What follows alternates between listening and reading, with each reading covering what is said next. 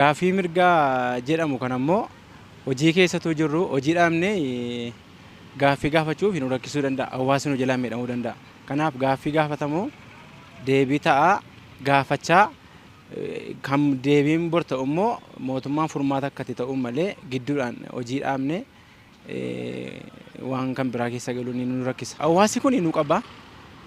Waaqa gaditti immoo nu abdata. Ogummaa kanas waaqan namaa laata waan ta'eef ogeessonni akka keenya ogeessa ta'anii jiranii gaaffii mirgaa isaanii gaafachaa hawaasa kana tajaajilaa lubbuun hawaasa kanaan harka jira jedhee kan yaadu gaaffii isaa gaafachaa hojii itti kenname kana fiixaan bahinsaanii akka hojjetuun jedhan akka kooti. Zarihuun Zawudeen jedhama, ogeessa fayyaati. Tole akka ogeessa fayyaa tokkootti kenni tajaajila fayyaa dirqamaa waaqa gaditti lubbuun namaadha, ogeessa fayyaa harka jira.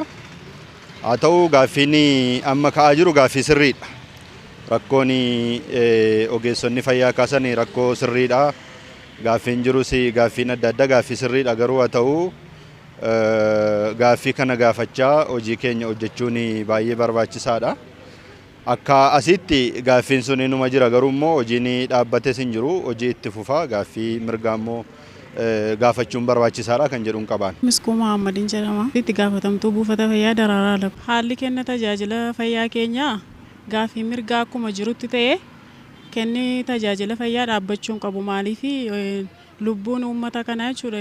Ituu gaaffii kana gaafatu uummati kun daa'imni yookiin dubartii deessuun tokko nurkatti miidhamuu dandeessi jechuudha. Waan emerjensii waan ta'eef dhimma lubbuuti waan ta'eef. Maaliif kaleessa yeroo barannes amaanaa fuunee baane jechuudha. Shaamaa ol qabneeti lubbuu nama kanaatiif anatu jiraannee shaamaa ol qabnee baane jechuudha. Kanaaf gaaffii mirgaas gaafachaa nama bakka buusuun illee ta'u ogummaa nutti kenname akka rabbi sila nutti laatetti amaanaa uummata kanaa galmaan gahuu qabna jedhee yaada jechuudha akka kooti. Mul'ataa olaanaan jedhama. Aanaan irraa dhufe aanaa Ayiraati. Ga'een hojii kootii qindeessaa fayyaa maatiiti. Nuyi kenni tajaajila fayyaa addaan kunneen beenu. Kenni tajaajila fayyaa kennaama jirra jechaadha.